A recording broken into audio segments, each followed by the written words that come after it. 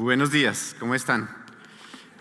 Esto me acordó, hay una obra de teatro hace poco en donde la obra de teatro se trata de que todo se está poniendo en orden en la obra de teatro. Nos pasa ahí un poquito, pero gracias a Dios por aquí, por cada músico, por cada voluntario de la cabina de sonido, de logística aquí, y gracias a Dios por podernos encontrar en este nuevo episodio de la serie Cómo orar episodios.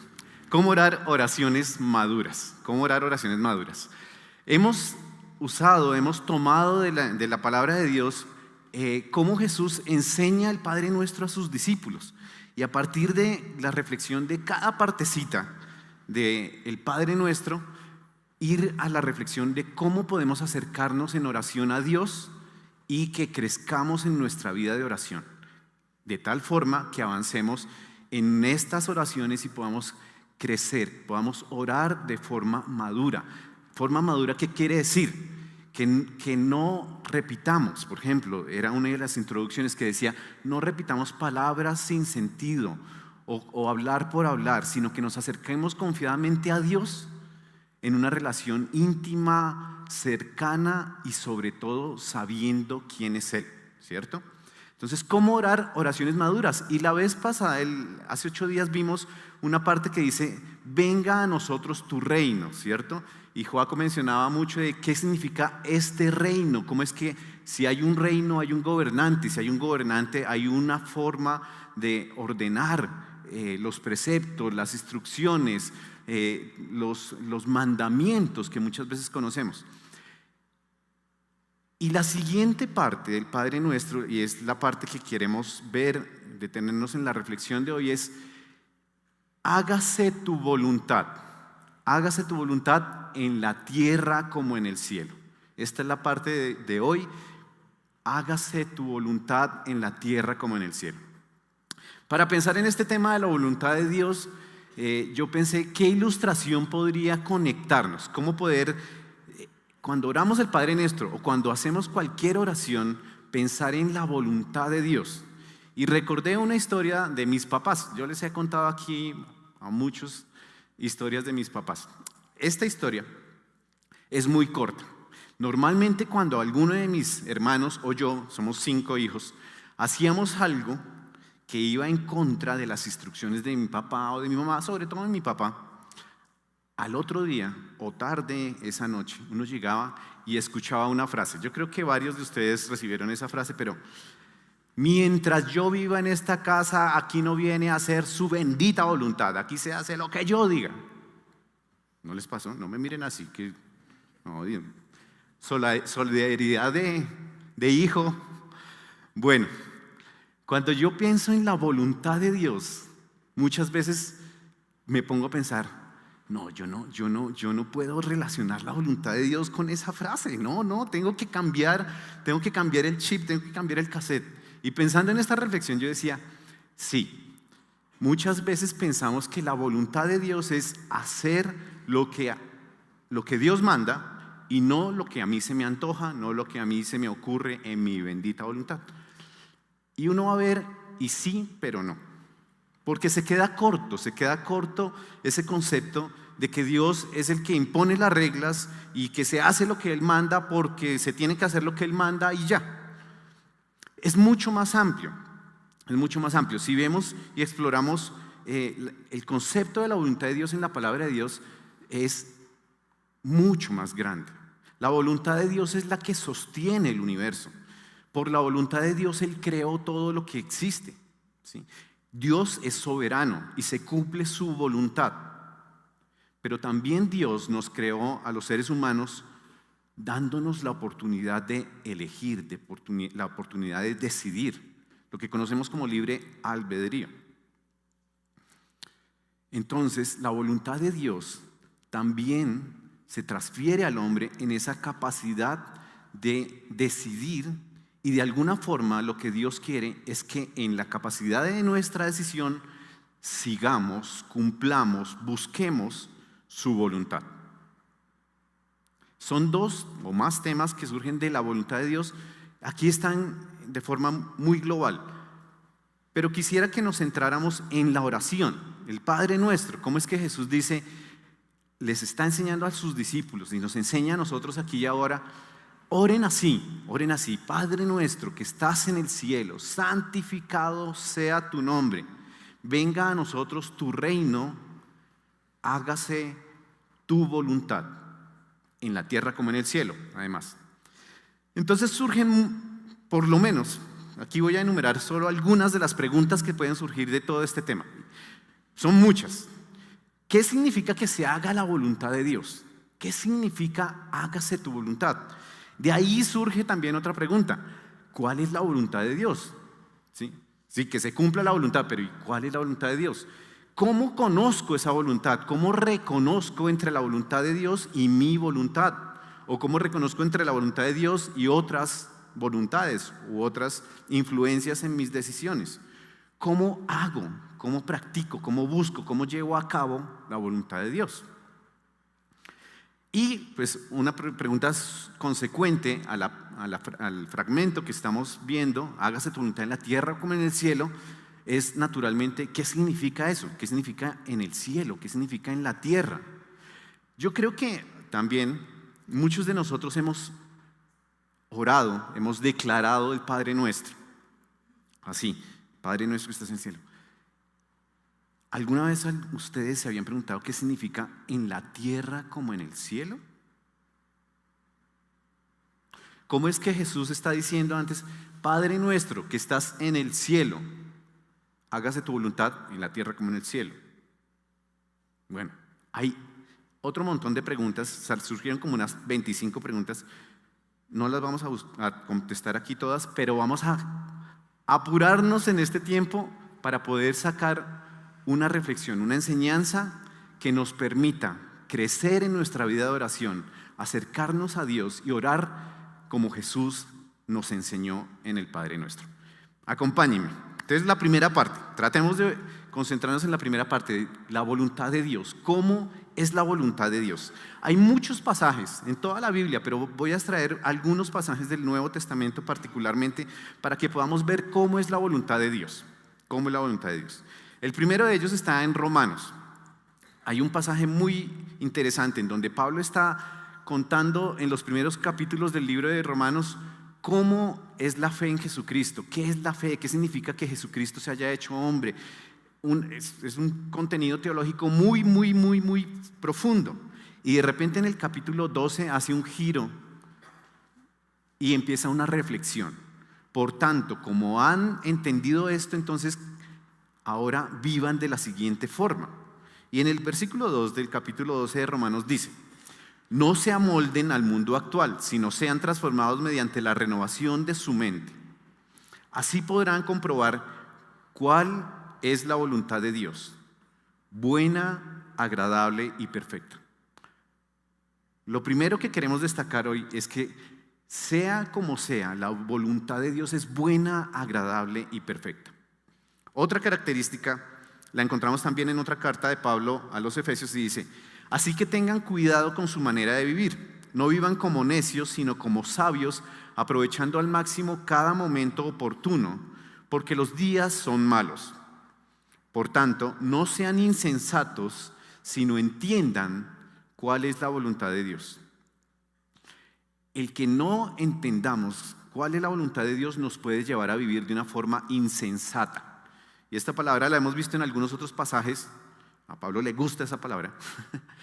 Y es la insensatez es decir una cosa y hacer otra, básicamente. Se puede relacionar con algo más fuerte, como que es como necio, tonto, pero dejémoslo así a secas. Insensatez es decir una cosa, o en nuestro caso de la vida de fe es creer una cosa y hacer otra. Creer una cosa de Dios o declarar que creemos una cosa de Dios, que Jesús es nuestro Señor y Salvador, y vivir como si no lo fuera. Eso sería ser insensatos, o eso es ser insensatos. Y si entendemos cuál es la voluntad de Dios, nos va a ayudar a hacer precisamente lo contrario, a decir y vivir de una forma coherente. Sigamos. Son muchos aspectos, como veíamos en las preguntas, que están reflejados en diferentes partes. Pero, por ejemplo, en la primera carta a los tesalonicenses dice: la voluntad de Dios es que sean santificados. Y solamente voy a leer la primera parte de esa lista que aparece ahí de qué significa ser santificados. Dice, que se aparten de la inmoralidad sexual. La voluntad de Dios es que seamos apartados para Él. Eso significa ser santos. Ser santos es que nos reservemos para Él, que seamos como Él, que lo imitemos a Él. En otra carta dice, sean santos porque Dios es santo. Y aquí Pablo se está dirigiendo a una comunidad en donde había esta necesidad y muchas otras en que se reflejara en su manera de vivir lo que decían creer en Jesús. Lo primero que se menciona es la inmoralidad sexual, pero es en un tema grande que se está relacionado con la santidad. Otro pasaje, precisamente en una carta de Pedro, dice, porque esta es la voluntad de Dios, que practicando el bien hagan callar la ignorancia de los insensatos. Nuevamente ahí, ahora Pedro menciona esta palabra. Entonces, la voluntad de Dios es que con su testimonio, le está diciendo a los creyentes y por lo tanto a nosotros como iglesia, es que con su forma de vivir le muestren a los insensatos cuál sería la mejor forma de vivir, de acuerdo a lo que Dios está diciendo, ordenando. Y hay un pasaje, todo el Evangelio de Juan nos ayuda a buscar, para entender cuál es la voluntad de Dios. Hay unos diálogos de Jesús con sus discípulos, muy interesantes, pero veamos por ahora solo este. En Juan 6:40 dice, porque la voluntad de mi Padre es que todo el que reconozca al Hijo y crea en Él tenga vida eterna, y yo lo resucitaré en el día final. La voluntad de mi Padre, dice Jesús, es que todo el que reconozca al Hijo, es decir, a Él, y crea en Él, tenga vida eterna, y yo lo resucitaré en el día final. La voluntad de Dios aquí está mostrando que tiene una perspectiva de eternidad. La voluntad de Dios no se limita, aunque lo incluye, por supuesto, a la vida aquí en la tierra, en la forma como vivimos. Pero eso tiene una perspectiva que apunta a la vida eterna, a la eternidad y por supuesto, a la resurrección. Hay otro pasaje que no lo vamos a leer, pero está en la primera carta a Timoteo y dice que Dios quiere que todos los hombres sean salvos y vengan al conocimiento de la verdad. En este aspecto, en estos dos pasajes, se ve como la voluntad de Dios es que las personas que están apartadas de Él lo conozcan y lo sigan por siempre. Y por siempre es por siempre, por la eternidad. Que reconozcan que Él es Dios, que Jesús es el Hijo de Dios, es el Salvador, y que siendo así, conociendo a Jesús, pongan su fe en Él, sean salvos y lo sigan por siempre. Hay otro pasaje en la primera carta de Juan que dice así: y el mundo pasa y sus deseos, pero el que hace la voluntad de Dios permanece para siempre. Otra vez. El que hace la voluntad de Dios apunta a la eternidad. Podríamos sacar, como les digo, muchos más pasajes en donde Jesús incluso dice, yo no vengo a hacer mi voluntad, yo vengo a obedecer la voluntad de mi Padre.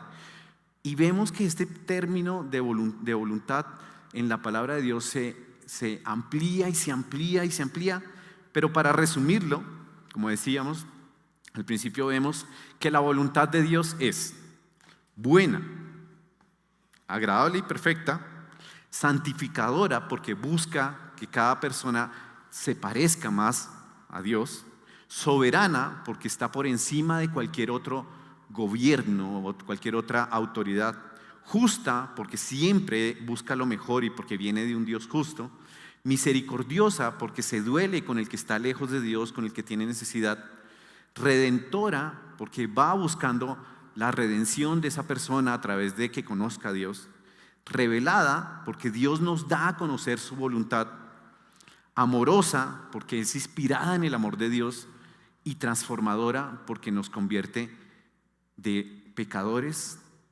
a hijos de Dios. Muchas otras cosas podríamos aprender de lo que dice en su palabra acerca de la voluntad de Dios, pero para resumirlo podríamos mencionar estas otras cosas. La voluntad de Dios. A veces decimos, bueno, yo quiero seguir la voluntad de Dios. ¿Cómo hago entonces para conocerla y seguirla y obedecerla? Y aquí otra ilustración sacada de una película. Ustedes recuerdan Wall-E, la película Wall-E. Estaban dos robotcitos, uno así como más arcaico, digamos, que tenía rueditas, Wall-E, el de los ojitos. Y su tarea era reciclar y buscar y ordenar, compactar la basura en un medio ambiente totalmente destruido, ¿cierto? Cuando él estaba ahí con la cucarachita, entonces de repente llega este otro robot mucho más sofisticado, Eva. Y Eva, ¿se acuerdan? La única medio palabrita que se le reconocía a Eva era directiva. Directiva. La directiva de Eva era buscar en medio de toda esa basura, de esos residuos, una plantica o visos de vida. Buscaba algún tejido biológico, específicamente vegetal, para poder llevarlo a algún lugar y allá poder reproducirlo y volver a ordenar el medio ambiente, sea como sea. Y la directiva de Eva era así, era su prioridad, su tarea más importante era la directiva. Wall-E no entendía al principio nada. Wall-E veía que ella iba buscando, escaneaba, y Wall-E no entendía nada. Pero poco a poco se fue acercando a Eva y en medio de su lenguaje ahí de señas y de soniditos digitales, Wall-E comprendió cuál era la directiva, así lo decían, directiva, de Eva. Dejémoslo ahí, para el que no se ha visto la película, véasela, es muy chévere, no solamente por el contenido ambiental, la reflexión, sino porque esa relacioncita entre los robots, la búsqueda de este robot que aprendía Wall-E a ver a su otro robot que lo veía así ya todo encantado con cómo se comportaba, le ayudó a entender que tenía una misión y esa misión estaba por encima de cualquier cosa.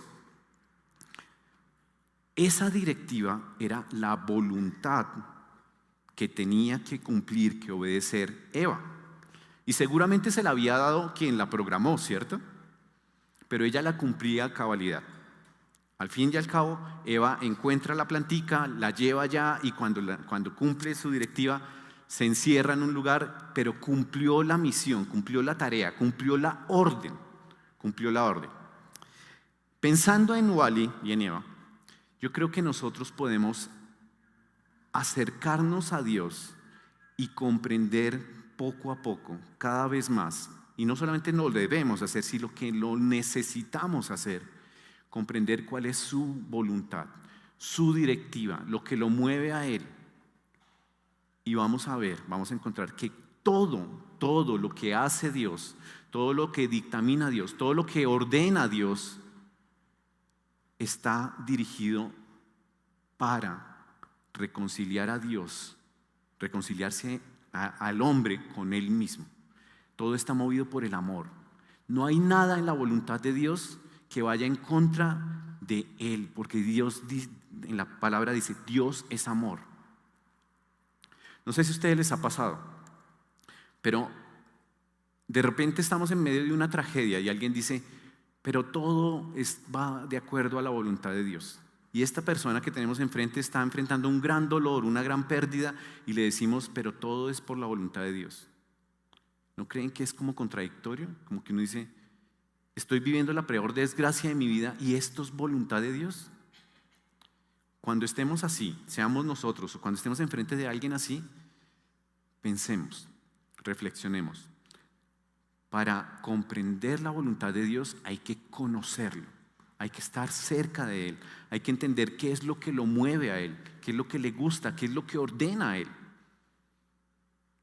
Porque si decimos una frase como esa, como todo va de acorde a la voluntad de Dios, podemos estar pasando por encima de nuestra propia ignorancia o de pronto del dolor ajeno y no estamos entendiendo que hace falta que esta persona se acerque a Dios para que pueda comprender su voluntad. ¿Cómo conocemos entonces la voluntad de Dios? Conociéndolo a Él.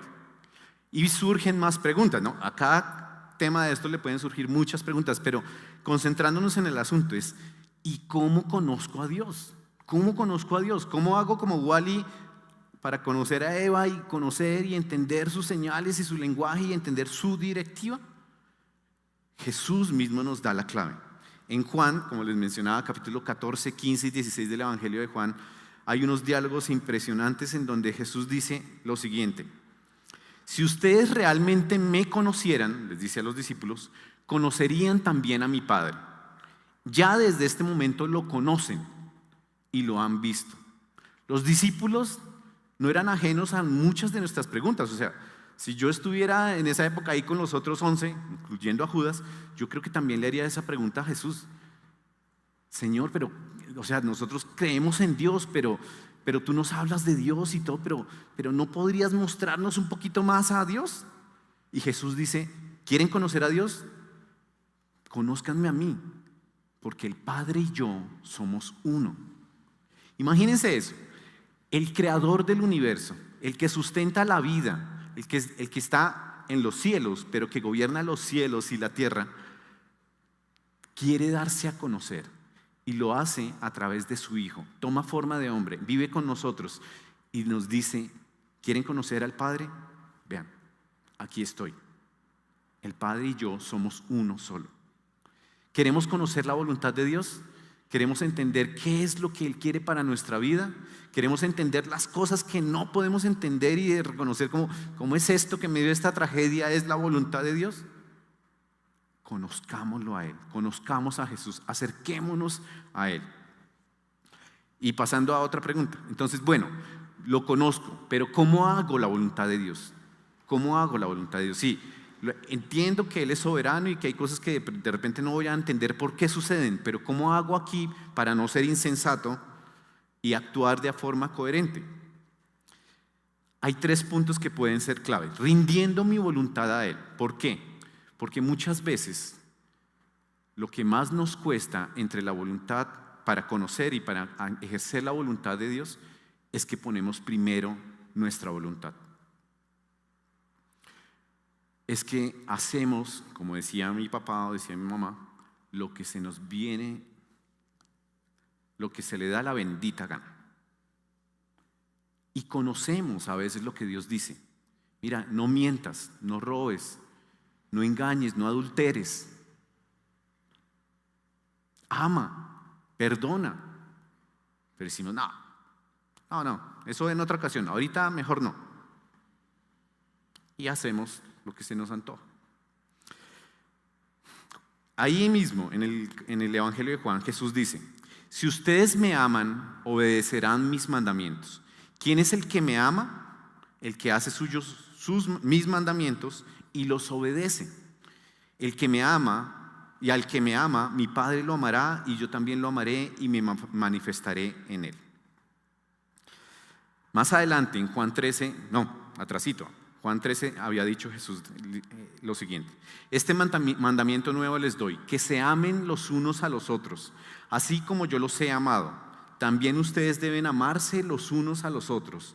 De este modo sabrán que son mis discípulos, si se aman los unos a los otros. Y más adelante en el capítulo 15 dice: y este es mi mandamiento, que se amen los unos a los otros como yo los he amado. Nadie tiene amor más grande que el que da la vida por sus amigos. Ustedes son mis amigos si hacen lo que yo les mando. Si hacen mi voluntad, ustedes no solamente son mis amigos, sino que demuestran que me aman. ¿Se acuerdan cuando alguno le preguntó a Jesús, un maestro de la ley le preguntó a Jesús: Jesús, ¿cuál es el mandamiento más importante? En otras palabras, esa pregunta sería: Jesús, ¿cuál es la voluntad, la orden que hay que cumplir? ¿Sí? La que sí o sí hay que cumplir, la que uno no puede ignorar y no se puede hacer el loco. Y la más importante, Jesús, dínosla, porque es que además hay un montón de leyes y mandamientos, y los de Moisés y los de después y los de... Entonces este viene y le dice: Jesús, ¿cuál es el mandamiento más importante? Y Jesús le contestó, no con uno, con 2, pero que hacen una unidad. Ama a Dios sobre todas las cosas y ama a tu prójimo como a ti mismo. En esto están la ley y los profetas. En esto se resumen. Aquí se cumple todo. Toda la voluntad de Dios se puede cumplir si cumples esos 2. Yo me imagino que se quedó así como con la cara que estaban algunos, ¿no? ¿Solo 2? Ama a Dios y ama a tu prójimo.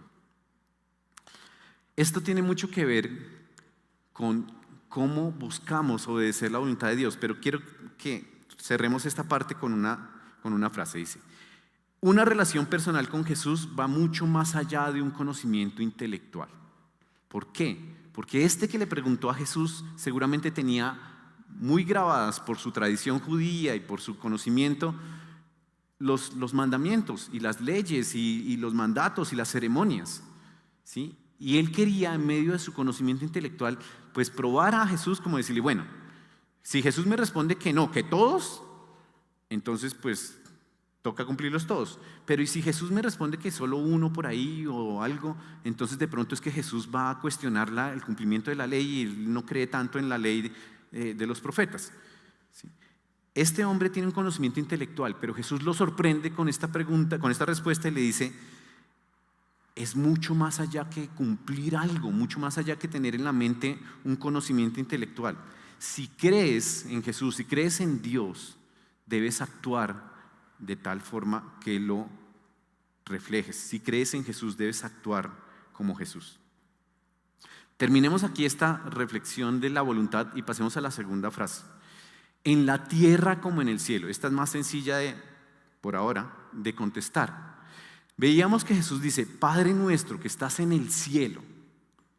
¿Qué significa eso? ¿Que allá detrás de una nube gigante, en lo más alto de los montes Himalayas, allá está Dios? No.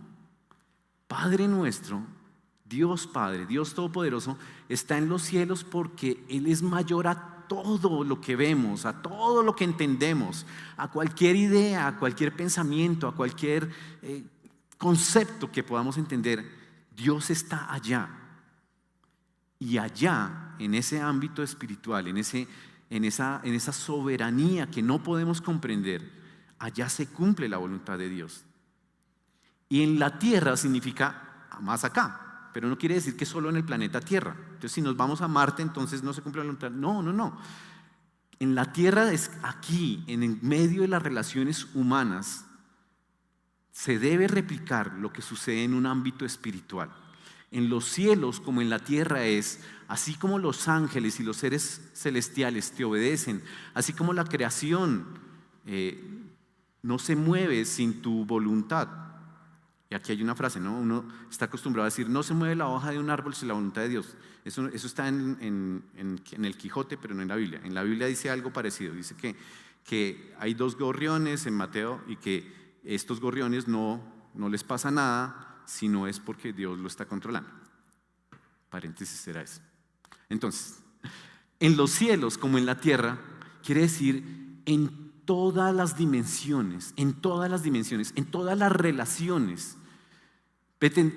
Pensamos que el mundo espiritual es uno, es más allá, y que el mundo terrenal es menos acá.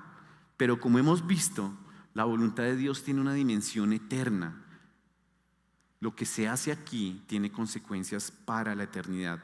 Lo que se hace aquí, sea que decidamos hacer o cumplir la voluntad de Dios, tiene consecuencias aquí y ahora, pero también esas consecuencias se proyectan para siempre. Entonces respondimos esa segunda pregunta: ¿qué significa cielo y tierra? Podríamos ampliarlo, pero para ir a una parte más práctica, entonces, ¿cómo podemos hacer para conocer la voluntad de Dios? Aquí hay unos tips. Buscar a Dios en oración. Buscar a Dios en oración, definitivamente. Y precisamente este es el objetivo de la serie. ¿Cómo podemos orar oraciones maduras? Orando. Y orando siguiendo las instrucciones o la recomendación de Jesús. No oren como los hipócritas, no oren para que los vean, no oren para que por sus muchas palabras sean escuchados o que tengan apariencia de bondad. No, oren porque quieren estar en una relación cercana y profunda con el Padre. Buscar a Dios en oración. Para orar tenemos que acercarnos, que apartar tiempos, y que puede ser que tomando este ejemplo del Padre Nuestro empecemos a orar. Estudiar la palabra de Dios, por supuesto. Si queremos conocer a Jesús, tenemos varias opciones, pero la más cercana, la más práctica es viendo en los evangelios cómo actuaba Jesús, cómo pensaba Jesús, cómo respondía Jesús ante sus amigos, pero ante sus enemigos también. Cómo actuaba Jesús con los que eran pecadores, cómo actuaba Jesús con los que eran religiosos, cómo actuaba Jesús con los que tenían necesidades físicas, cómo actuaba Jesús con los más urgidos de conocerlo. Buscar la guía del Espíritu Santo. En esta dimensión de entender dónde está la voluntad de Dios, Jesús prometió: yo les daré a mi Espíritu y Él los guiará a toda verdad.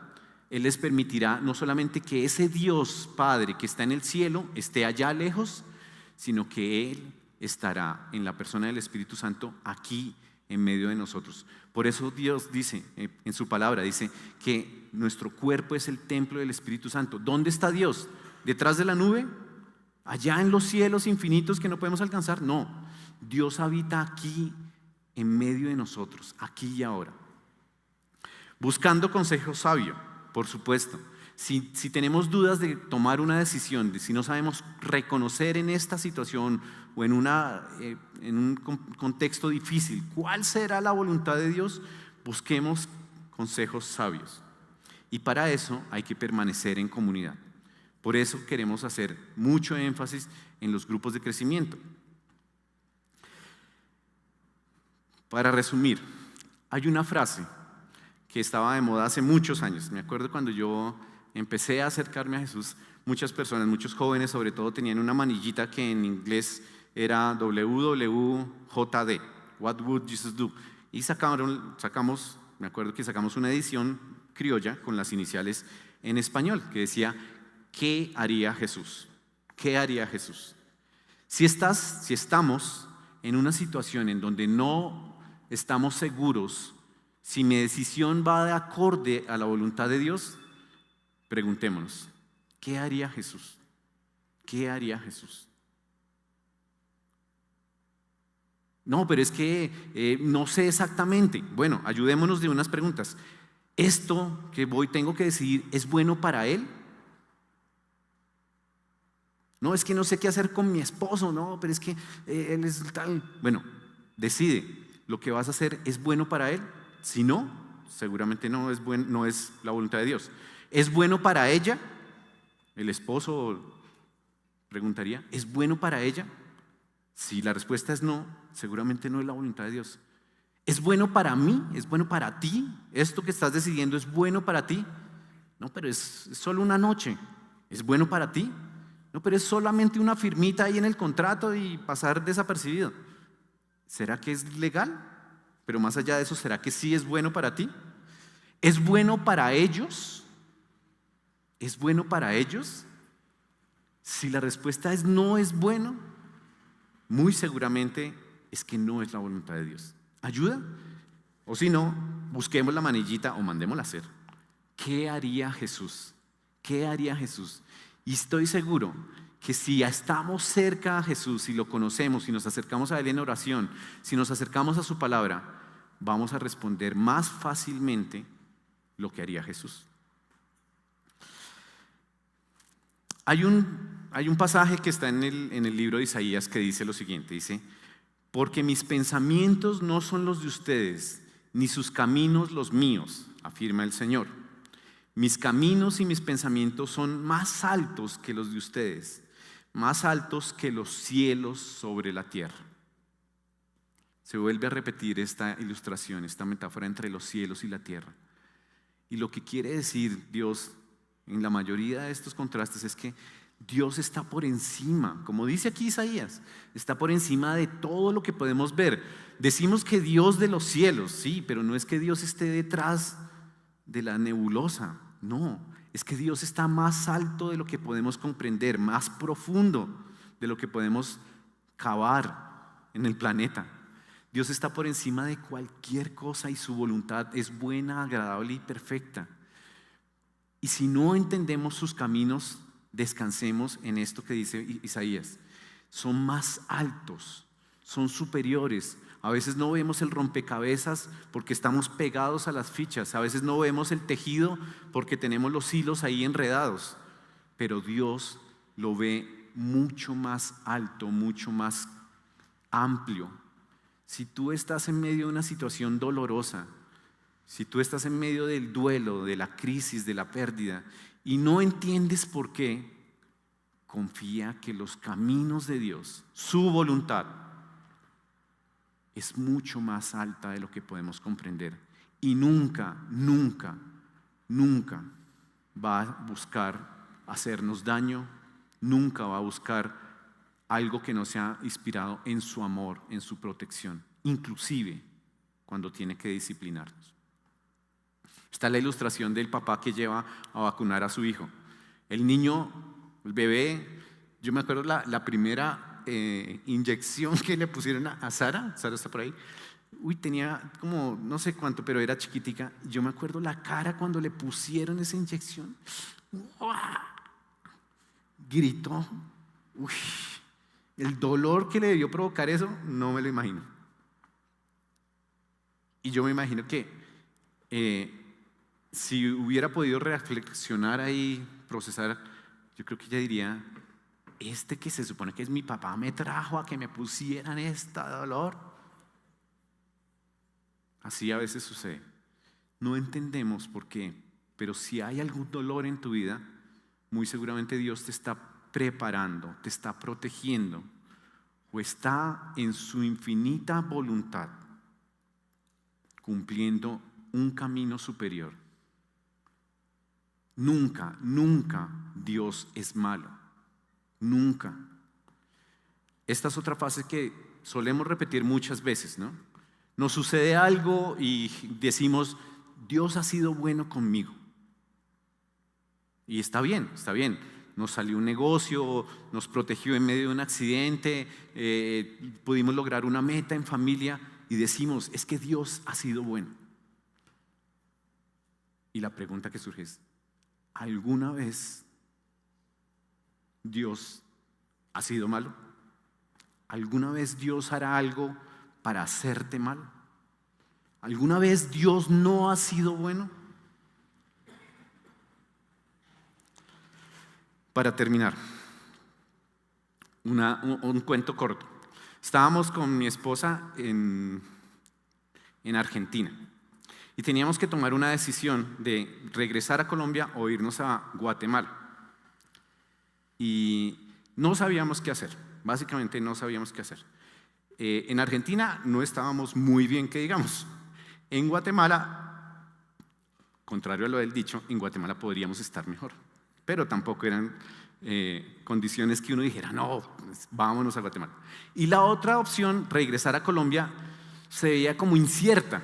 Uno decía, pero pues sí, la familia, pero allá no tenemos nada con qué sostenernos. Bueno, era una decisión de 3 opciones, por lo menos 3 opciones. Y recuerdo que hablando ahí, buscando consejo sabio, orando y demás, un profesor allá que teníamos, citó una frase. No recuerdo de quién la citó y no la encontré de quién es, pero creo que no era él. Si no era de él, para mí se me quedó que era de él. Y la frase que él nos dijo con todo su amor, muy paternal, él nos dijo, muchachos, recuerden esto cuando vayan a tomar la decisión final. Recuerden que la voluntad de Dios nunca, nunca te llevará donde su amor no te acompañe. No es que haya una prohibida, una pecaminosa o una ilegal. No, nos podíamos ir a cualquier parte legalmente. Teníamos que tomar una decisión y no sabíamos cuál era la mejor. Teníamos que buscar la voluntad de Dios, pero al fin y al cabo nosotros teníamos que tomar la decisión. Y esta frase nos ayudó a descansar en que los caminos de Dios son más altos que nuestros propios caminos y confiar en Él. La voluntad de Dios no te llevará donde su amor no te acompañe. Y esta historia ya se la saben, pero estuvimos allá y al año y medio, después de 9 años de matrimonio, en Guatemala nació nuestra hija. No me acuerdo qué otra razón hubo para ir a Guatemala, pero sí me acuerdo que en Guatemala, después de 9 años, Dios trajo a nuestra hija. Después ampliamos esa historia. Para terminar, conclusión. Al reconocer a Dios como nuestro Señor, debemos comprender que someter nuestra voluntad a su sabiduría, a su amor, a su soberanía, no solo es lo mejor, no solo es lo que toca hacer, a veces es lo más conveniente y a veces es lo más inteligente que hay que hacer. Seguir la voluntad de Dios, someter nuestra voluntad a la voluntad de Dios nos permite disfrutar de una vida plena, abundante y con la tranquilidad de que estamos en las mejores manos. La mayor expresión de nuestra fe, de una fe genuina, es hacer la voluntad de Dios. Hacer la voluntad de Dios.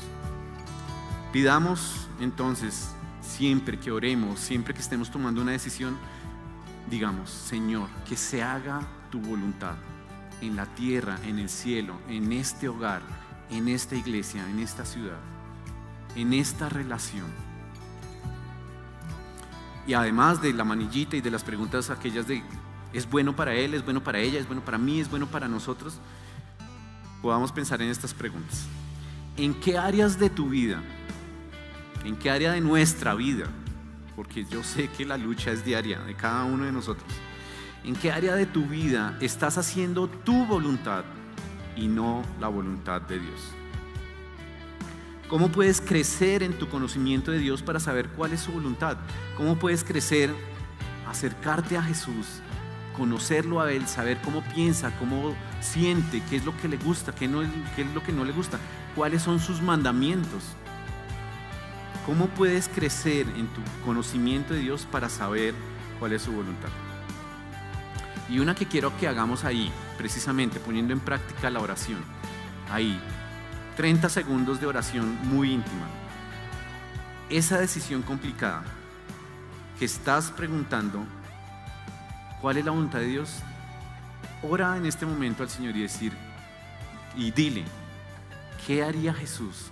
Dime, Señor, por favor, ayúdame a reconocer en esta situación qué haría Jesús. 30 segunditos para que oremos ahí. Señor, ayúdame a reconocer tu voluntad, saber, entender y poner en práctica qué haría Jesús con esta situación.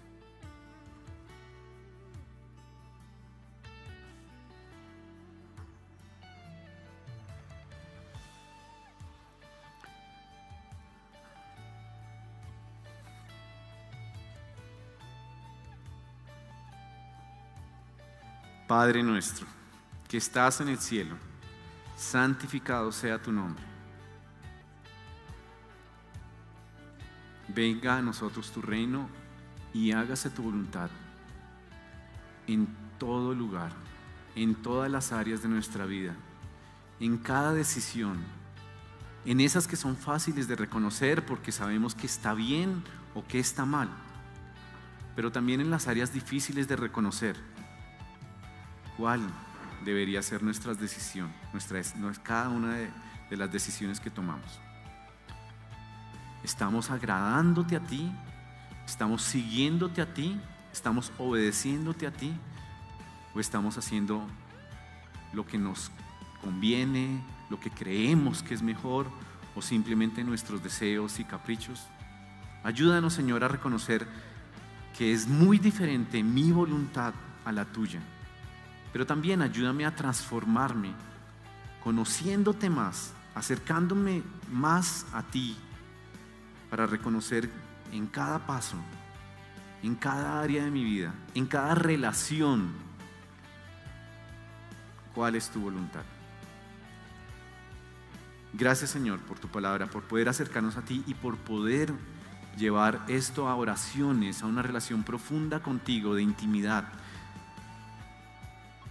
Orar oraciones maduras que nos lleven a cumplir tu voluntad, porque está muy por encima que cualquier camino que nosotros como seres humanos solamente podamos reconocer.